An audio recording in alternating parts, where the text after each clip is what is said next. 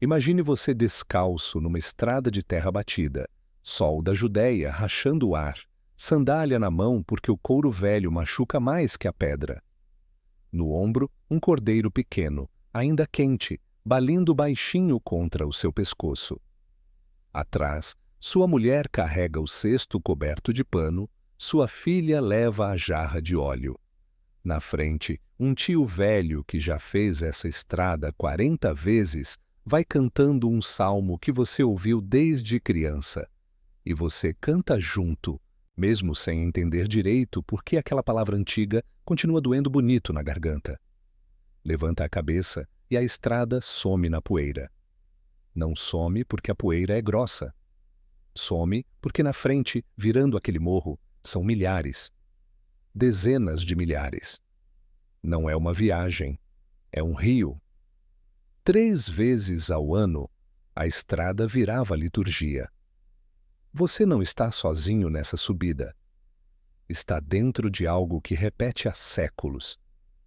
Aramaico misturado com grego, hebraico, ritual no estribilho, dialetos da Galileia, da Judéia, da diáspora.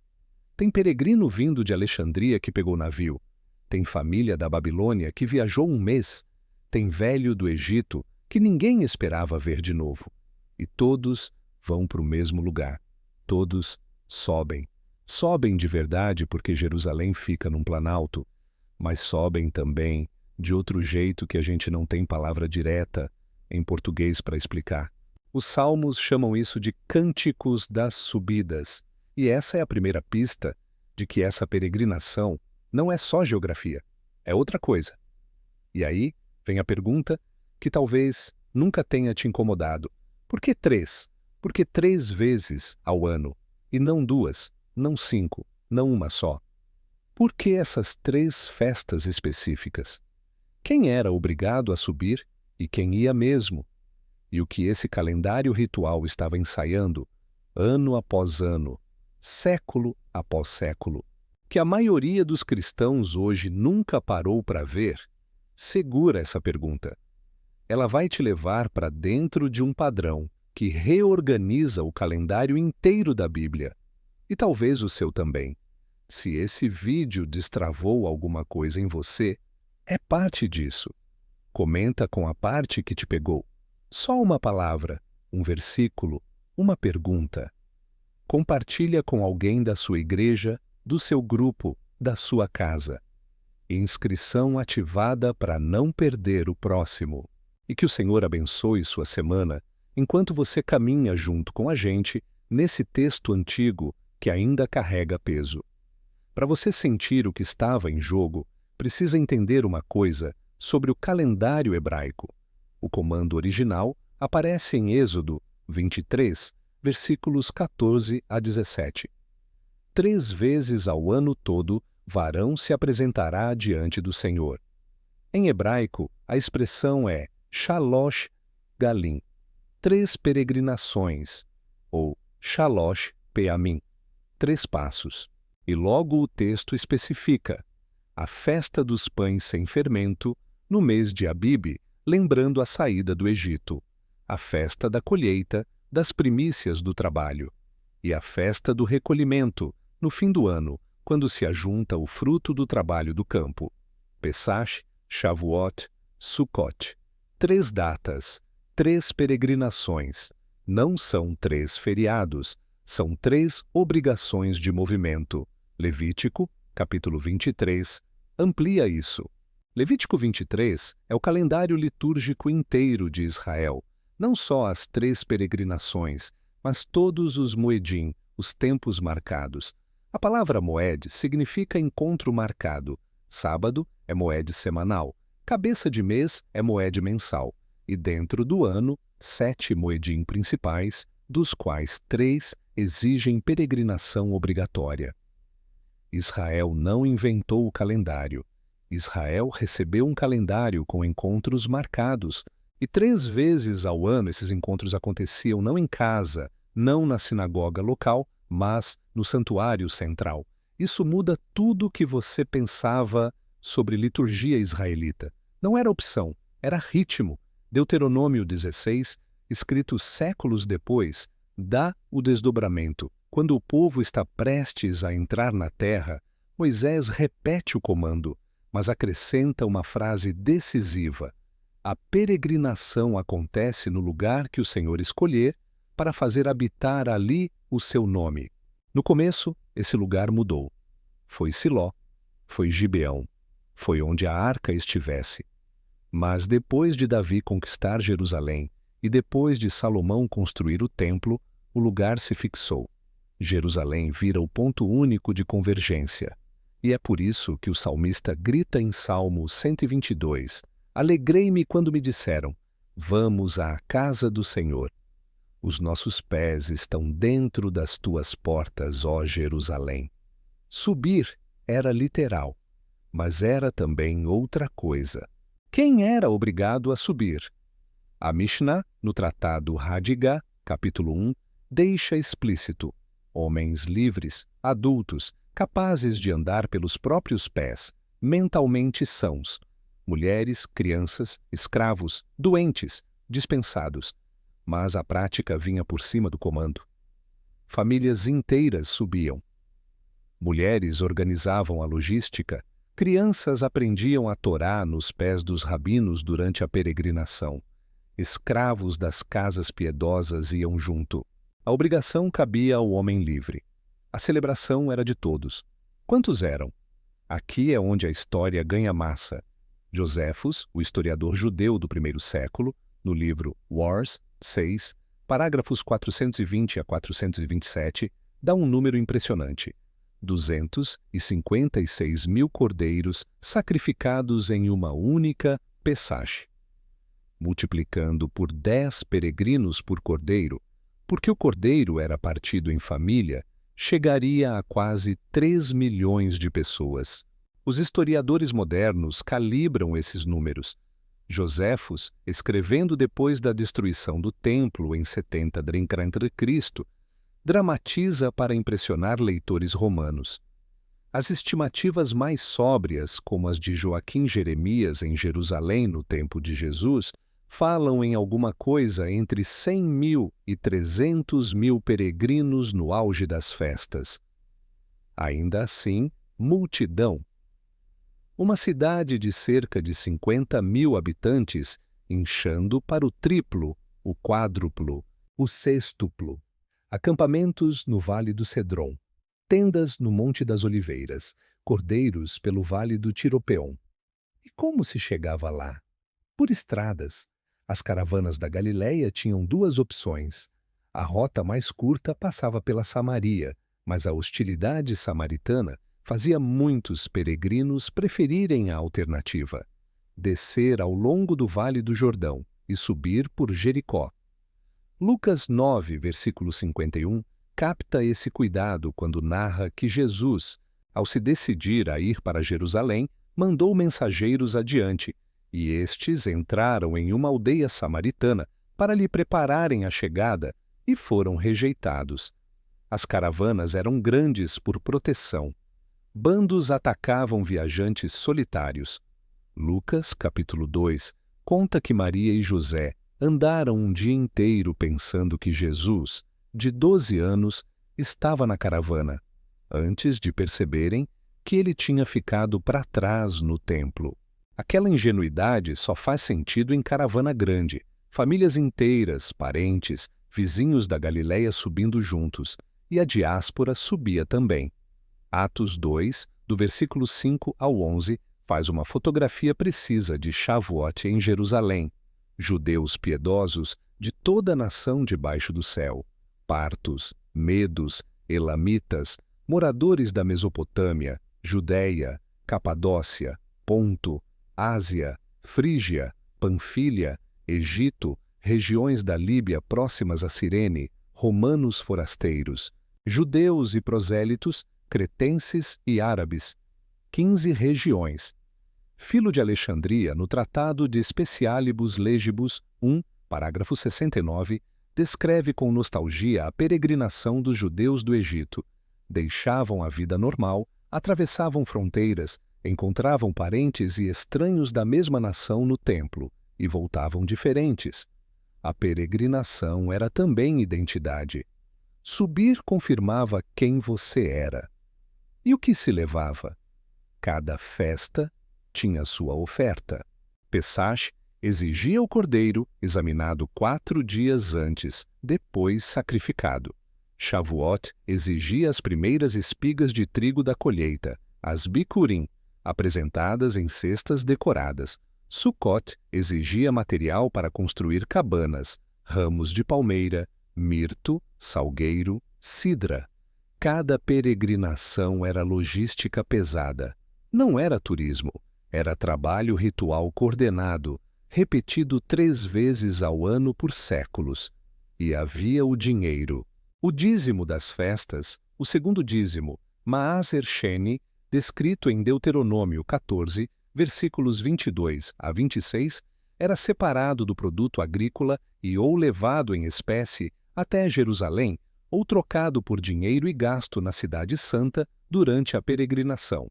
Imagina a economia, 3 vezes ao ano, centenas de milhares de pessoas chegando com recursos a serem gastos em comida, sacrifício, hospedagem, troca cambial. As cambistas no pátio do templo, aqueles que Jesus expulsou em Mateus 21, versículos 12 e 13, não eram criação tardia. Eram engrenagem necessária do sistema de peregrinação. O texto evangélico ganha densidade quando você lembra que Jesus virou aquelas mesas exatamente na semana de Pesach, no auge da multidão, no centro nervoso da economia ritual. O ato dele não foi gesto isolado, foi declaração arquitetônica. Agora segura esse detalhe sobre o calendário, porque ele vai voltar. E vai voltar de uma forma que talvez você nunca tenha visto. Aqui é onde a história fica mais densa do que parece. Porque a maioria das pessoas evangélicas brasileiras, incluídas, ouvem festas de Israel e pensam em feriado religioso, dia de não trabalhar, descanso ritual. E não está errado, só está incompleto. Porque o texto hebraico não usa palavra para feriado. Usa uma palavra muito mais corporal, muito mais movimentada, muito mais específica. E essa palavra é o ponto onde Levítico 23 vira outra coisa. Em português, a gente traduz como festa. E essa tradução não é falsa, só é incompleta, porque o original é Shag, em hebraico, Hag. E Shag não significa exatamente festa no sentido de dia parado em que ninguém trabalha. Shag carrega na raiz a imagem de dança em círculo, movimento ritual coletivo, procissão festiva. A raiz hebraica é HGG, e os léxicos clássicos, o BDB, o Halot, apontam para a ideia de girar, fazer um movimento circular, celebrar dançando. E quando você vê isso, Levítico 23 muda completamente. Não é calendário de descanso, é calendário de dança. Olha como a raiz aparece em outros textos. 1 Samuel 30, versículo 16, descreve os amalequitas que tinham acabado de saquear Ziclag. E eis que eles estavam espalhados sobre toda a terra, comendo e bebendo e fazendo tchag, dançando em círculo, por causa de toda a grande presa. A imagem é corporal. Eles estavam celebrando movendo o corpo, em círculo. Salmo 42, versículo 5, é ainda mais bonito. O salmista, no exílio, lembra com saudade. Como eu ia com a multidão, conduzindo-os à casa de Deus, com voz de alegria e de louvor, multidão que celebrava Shag, em festa-dança, em peregrinação. E em Salmo 107, versículo 27, a raiz aparece aplicada a marinheiros tonteando no convés da tempestade. Eles cambaleavam e oscilavam como bêbados, usando o mesmo verbo, movimento circular, corpo girando. Então, quando o texto manda Israel celebrar Shag 3 vezes ao ano, não está mandando descansar, está mandando subir e dançar em círculo coletivo, em ritual coordenado, em movimento corporal litúrgico. Por isso, Salmo 118, versículo 27, que se cantava na peregrinação, diz literalmente: amarrai o sacrifício de Shag com cordas até as pontas do altar. A festa estava acontecendo no corpo. Israel não ia para o templo descansar. Israel ia para o templo dançar a Torá. Por que 3 e não 5? Aqui o pattern começa a surgir. As 3 peregrinações marcam 3 pontos do ano agrícola e, simultaneamente, 3 etapas do Êxodo. Pesach é primavera, primeira colheita, cevada. Shavuot é 50 dias depois, trigo. Sukkot é outono, colheita final, frutas e azeite. E os 3 pontos do Êxodo: saída do Egito, dom da Torá no Sinai, peregrinação pelo deserto antes da terra, saída, recepção, peregrinação, resgate, aliança, presença. O calendário inteiro do ano repetia o calendário inteiro do Êxodo.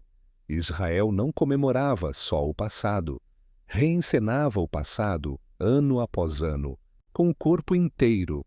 E tem uma segunda palavra que carrega isso. A palavra é aliyah, em hebraico aliyah. Significa subida, ascensão. A raiz é alá, o verbo subir simples, que aparece desde Gênesis. Mas aliyah ganha uma plenitude técnica no judaísmo do Segundo Templo e nos cânticos das subidas, Salmos 120 a 134. Esses 15 salmos, recitados pelos peregrinos durante a subida da Galileia ou da diáspora rumo a Jerusalém, são literalmente Shir HaMa'alot, cânticos das subidas. A subida geográfica vira liturgia. Por isso, Salmo 122 começa: Alegrei-me quando me disseram, vamos à casa do Senhor. Os nossos pés se detiveram às tuas portas, ó Jerusalém.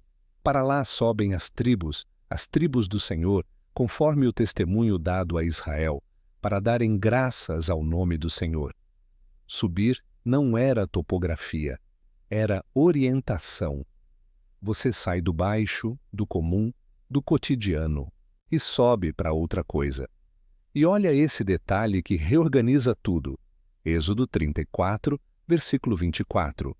Quando subires, Yaal, mesma raiz de Aliá, 3 vezes ao ano para apresentar-te diante do Senhor teu Deus, ninguém cobiçará a tua terra. A subida tinha uma promessa concreta de proteção. Deus guardava o que ficava enquanto o povo se movia. Imagina o nível de confiança que isso exigia. Famílias inteiras deixando casa, gado, plantação, 3 vezes ao ano, confiando que aquele que mandou subir cuidaria do que ficou para trás. A peregrinação testava a fé na economia, na segurança, no chão. Subir era ato de aliança praticada. Então olha o que temos: 3 peregrinações. Shag, dança em círculo coletivo. Aliyah, subida ritual carregada nos cânticos. 3 etapas do Êxodo encenadas todo ano. Calendário que não é só lembrança, é reencenação coordenada do corpo de Israel. E reencenação aponta para alguma coisa. Sempre. Reencenação, ritual, existe para preparar o reconhecimento. Aí vem o detalhe que reorganiza tudo. Vamos olhar uma por uma, mas agora não como feriado judaico isolado, como capítulo de uma história que ainda estava sendo escrita. Pesach, a primeira peregrinação. Mês de Nissan, primavera, lua cheia. Cordeiro escolhido no dia 10, examinado 4 dias inteiros, sacrificado entre as tardes do dia 14. Sangue nos umbrais e na verga da porta. Família come com pressa, com pão sem fermento, com sandálias nos pés, cajado na mão. Êxodo 12, versículo 11. Cada detalhe é coreografia, cada gesto é memória corporal. Israel não conta a história, Israel come a história, anda a história, dança a história. Isso é Shag. E o cordeiro tinha exigências cirúrgicas. Macho, sem defeito, primeiro ano, separado no dia 10 do mês, 4 dias antes da Pesach. 4 dias em casa, observado, examinado, Lembra da palavra Pesach, lá da raiz hebraica? Significa cobrir, pairar protegendo, não passar por cima. Em Isaías 31, versículo 5, a mesma raiz descreve o Senhor, pairando como pássaro sobre Jerusalém, protegendo. O sangue do cordeiro nos umbrais não é placa para Deus enxergar, é cobertura. Deus paira protegendo a casa coberta. A imagem é maternal, é alada, é íntima. A Pesach não foi escape, foi cobertura. 3 vezes ao ano, a estrada virava liturgia. Shavuot, a segunda peregrinação. 7 semanas depois de Pesach. Levítico 23, versículos 15 a 21, descreve a contagem. Contareis 7 semanas inteiras desde o dia em que se ofereceu o molho da oferta movida. Até o dia seguinte, ao 7º sábado, contareis 50 dias. Por isso, o nome grego, Pentecoste, 50º. Trigo agora, não mais cevada. Pão fermentado, incomum no calendário ritual. E aqui entra uma camada, a tradição rabínica posterior, registrada no Talmud, tratado Pesahim, 68b, vai associar Shavuot ao dom da Torá no Sinai. O cálculo é antigo. O povo saiu do Egito na Pesach, chegou ao Sinai cerca de 50 dias depois, Êxodo 19, e recebeu a Torá. Para os rabinos do Segundo Templo e depois, Shavuot vira aniversário do Sinai. O texto bíblico não diz isso explicitamente, mas a leitura é antiga, e os apóstolos a conheciam. A procissão das primícias era espetáculo. A Mishnah, no tratado Bikurim, capítulo 3, do versículo 2 ao 7, descreve a cena com detalhe que deixa qualquer historiador feliz. Cada cidade reunia seus peregrinos numa praça central. Passavam a noite ao ar livre, porque entrar em casa contaminaria as primícias. Ao amanhecer, o líder gritava: Levantai-vos, subamos a Sião, ao Senhor nosso Deus. As cestas eram decoradas com uvas, figos, romãs, um boi com chifres dourados ia na frente, coroa de oliveiras na cabeça. Um flautista tocava. Quando chegavam a Jerusalém, eram recebidos por levitas cantando. No templo, cada peregrino entregava sua cesta e recitava Deuteronômio 26, versículos 5 a 10. Meu pai era um arameu errante e desceu ao Egito. O Senhor nos tirou do Egito com mão poderosa e me deu esta terra. Cada agricultor, segurando suas primícias, narrava o êxodo na primeira pessoa. Eu fui escravo, eu fui resgatado, eu colhi este trigo da terra prometida. Shavuot é resgate virando aliança. A Torá, recebida no Sinai, agora dá fruto na terra. Pão fermentado simbolizando vida que cresce em comunidade. Não mais o pão duro da pressa do êxodo. 50 dias depois da libertação, vem o vínculo. Resgate sem aliança é fuga. Aliança depois do resgate é casamento. Sukkot, a terceira e mais longa. Outono, mês de Tishrei. 7 dias morando em cabanas, em Sucá, daí o nome. Levítico 23, versículos 33 a 43, ordena: para que saibam as vossas gerações que eu fiz habitar os filhos de Israel em tendas, quando os tirei da terra do Egito. Sukkot é peregrinação dentro da peregrinação. Você sobe para Jerusalém, e em Jerusalém constrói uma cabana de galhos e dorme dentro dela uma semana inteira. Reencena os 40 anos no deserto, e faz isso na alegria. A Mishnah, tratado Sukká, capítulo 5, versículo 1, é categórica. Quem nunca viu a alegria da Sukkot, nunca viu alegria na vida. Era a festa mais alegre do calendário. Cantos, danças nos pátios do templo, lâmpadas tão grandes iluminando Jerusalém, que a luz alcançava qualquer pátio da cidade. E havia uma cerimônia em Sukkot que talvez você nunca tenha ouvido falar, o Simchat Beit HaShoeva, a alegria do lugar do tirar água. A Mishnah Tratado Sucá, capítulos 4 e 5, descreve: cada manhã durante os 7 dias de Sucot, sacerdotes desciam do templo até o tanque de Siloé com uma jarra dourada. Enchiam a jarra, subiam de volta em procissão, com a multidão acompanhando. Chegavam ao templo e derramavam a água ao lado do altar, enquanto os levitas tocavam trombetas. Era oração corporal por chuva, porque Sucot inicia a estação das chuvas em Israel. Mas era também oração escatológica, que venha um dia em que a água viva flua de Jerusalém para o mundo inteiro. Zacarias 14, versículos 8 e 9. Segura essa cena, porque ela vai voltar. 3 vezes ao ano, a estrada virava liturgia. Esse é o calendário do Êxodo cumprido. 3 peregrinações, 3 etapas, 3 cumprimentos. E os apóstolos enxergaram isso primeiro. Cumprimento 1, Pessach, virando cruz. Paulo, em 1 Coríntios, capítulo 5, versículo 7, escreve para uma comunidade gentílica que provavelmente nunca tinha celebrado o Pessach, porque Cristo, nossa Pessach, foi sacrificado por nós.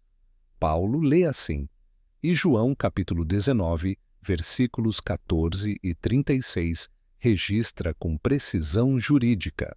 Jesus é condenado na sexta-feira da Pessach, na hora em que os cordeiros começavam a ser sacrificados no templo, e João acrescenta uma observação que parece fora de lugar: nenhum osso dele será quebrado. Aquilo é citação direta de Êxodo 12, versículo 46, a regra do cordeiro pascal.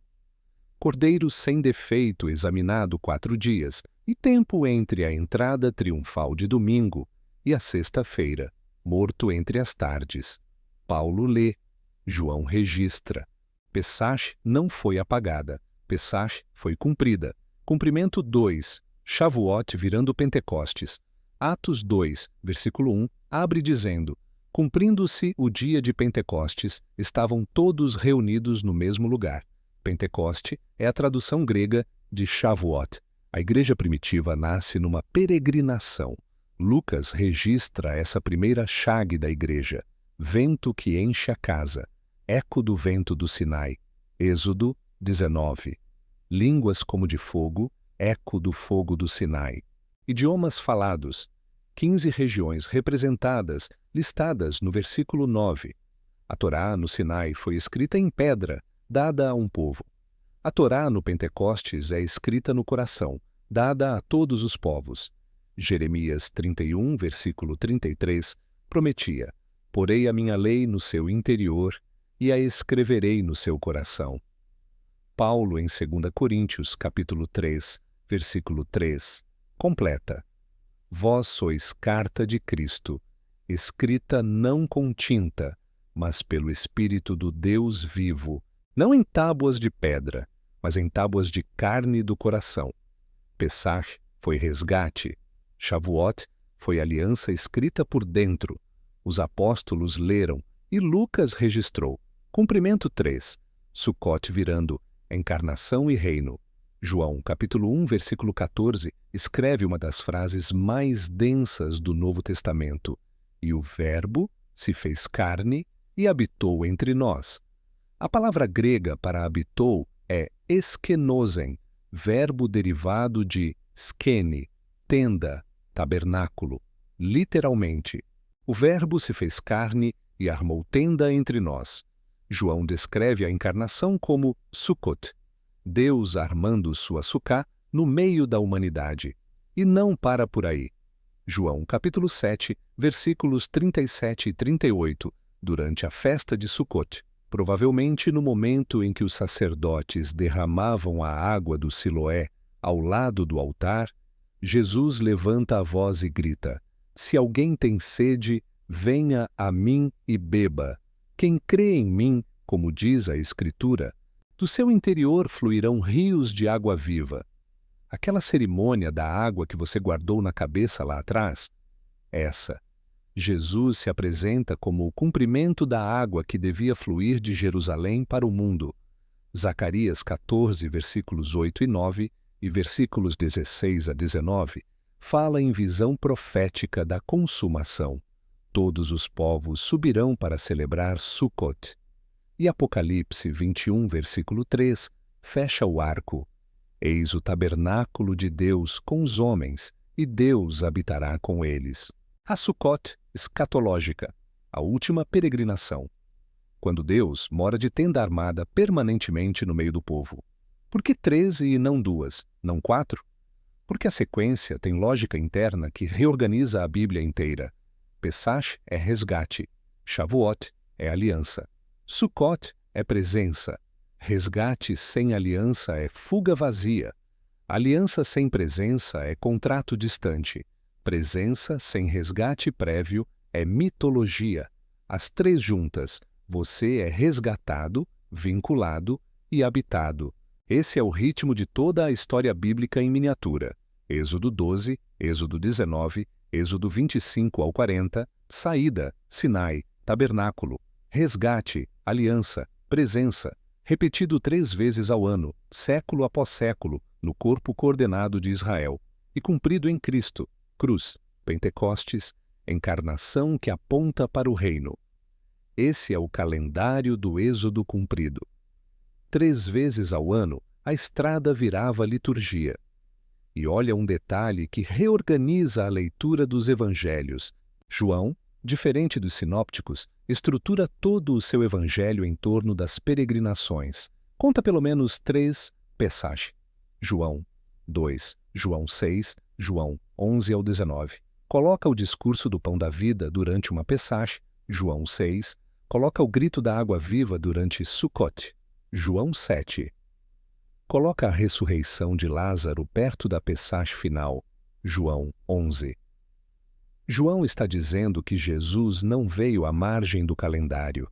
Jesus veio dentro do calendário. Cada festa é cenário onde Jesus se apresenta como cumprimento. Não é coincidência literária, é arquitetura teológica. E os sinópticos? Mateus 26, Marcos 14, Lucas 22. Todos os 3 colocam a última ceia dentro da Pesach. Quando Jesus pega o pão e diz, isto é meu corpo, ele está dentro de uma seder, uma refeição pascal. Quando ergue o cálice e diz, este é o sangue da nova aliança, ele está usando o terceiro cálice da seder, chamado tradicionalmente de cálice da redenção. Cada gesto é ressignificação ritual. Os apóstolos não inventaram a Eucaristia do nada. Eles receberam dentro da peregrinação, no corpo coreografado de Israel, a chave nova da peregrinação inteira. Lembra da pergunta que ficou no ar lá atrás? Por que 3? Você viu. Lembra da outra? Por que subir? Você viu. Lembra da palavra chag, dança em círculo coletivo, que parecia só etimologia. Olha o que aconteceu em Atos 2, a primeira chag da igreja, com povos de 15 regiões dançando em línguas, em coração escrito por dentro. Os apóstolos não inventaram nada. Eles reconheceram o ritmo que a Torá ensaiava há 1000 anos. Eles foram peregrinos do calendário cumprido. Então, o que isso tem a ver com você hoje, numa quinta-feira, às 6 da manhã, no Brasil de 2026? O cristão hoje não sobe geograficamente a Jerusalém, mas o calendário do Êxodo cumprido ainda funciona como mapa interno da vida espiritual. Toda semana, na ceia do Senhor, 1 Coríntios, capítulo 11, versículos 23 a 26, você reencena Pesach.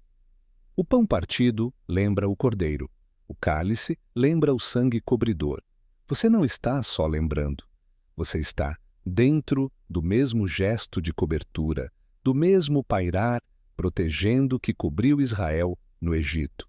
Toda vez que você abre a Bíblia e a palavra te reorganiza por dentro, isso é Shavuot, a Torá escrita no coração, não na pedra. E toda vez que você se reúne com a comunidade, com irmãos, com a igreja local, gente concreta, falha, presente, isso é uma sucá provisória. tabernáculo do meio do caminho, esperando o tabernáculo definitivo. A aliá cristã, então, não é piedosismo abstrato, é orientação concreta da semana. O cristão sem calendário litúrgico interno é alguém que esqueceu de subir. Vive no plano, no horizontal, no funcional. Subir é dar à vida uma direção que não nasce dela mesma. É lembrar que toda quinta-feira existe um eixo vertical, mesmo quando o GPS do trabalho, da família, da pressa, não mostra mais norte. E isso me leva a uma imagem que talvez fique com você muito depois desse vídeo terminar. Pensa numa estrada de terra do interior, dessas que você pega quando vai para a fazenda do parente ou para a pesca no fim de semana. Você liga o GPS no celular e tudo bem nos primeiros 20 quilômetros. Mas aí o sinal cai. A torre fica longe, as barras somem. O mapa do aplicativo, que dependia de internet, fica mudo. A tela mostra um ponto azul perdido no nada. E aquela sensação ruim de estar à mercê da estrada bate. Mas tem uma diferença entre quem nunca pensou nisso e quem se preparou. Quem se preparou baixou o mapa antes, sem internet, gravado no aparelho, funcionando offline. E enquanto o GPS do mundo cai, esse mapa continua mostrando onde virar, onde subir, onde a próxima cidade fica. Você não sente nem que o sinal acabou. O mapa está dentro. O calendário do êxodo cumprido é esse mapa offline. 3 peregrinações ensaiadas por séculos no corpo de Israel. 3 cumprimentos consumados em Cristo. Pessah, baixada na ceia. Shavuot, baixada na palavra interiorizada. Sukkot, baixada na comunhão presente e ainda esperada no reino. Quando o sinal do mundo cai, e cai sempre, o noticiário cai, o trabalho cai, a saúde cai, o casamento cai, o Brasil cai. Quem internalizou o ritmo das 3 peregrinações ainda sabe para onde subir. Não porque o GPS está funcionando, porque o mapa já está dentro. Por isso, a Igreja, em todos os séculos, em todos os países, mantém o calendário litúrgico, mantém a ceia semanal, mantém a leitura organizada das Escrituras, mantém o ano cristão. Não é tradição vazia, é mapa baixado para quando o sinal cair. 3 festas, 3 palavras hebraicas, Shag, Aliá e Pesach, guardada na imagem do Cordeiro. 3 cumprimentos, Paulo lendo, Lucas registrando, João descrevendo. Toda a escritura em movimento espiral. Não é círculo fechado, repetição vazia. É espiral subindo, cada volta um pouco mais perto do centro, um pouco mais alto. Israel ensaiou. Os apóstolos reconheceram. A igreja recebe. E você, hoje, anda dentro do mesmo ritmo. Minha proposta dessa semana: abre a Bíblia e relê Levítico 23 inteiro de uma sentada. Vai parecer árido, calendário, oferta, festa, oferta, festa. Mas agora você sabe o que está lendo. Não é manual de feriado, é partitura de dança em círculo, em 3 tempos, ensaiando o êxodo cumprido. Volta aqui depois e me conta no comentário o que viu agora que antes passava reto. Compartilha esse vídeo com alguém que ama estudar a palavra de raiz.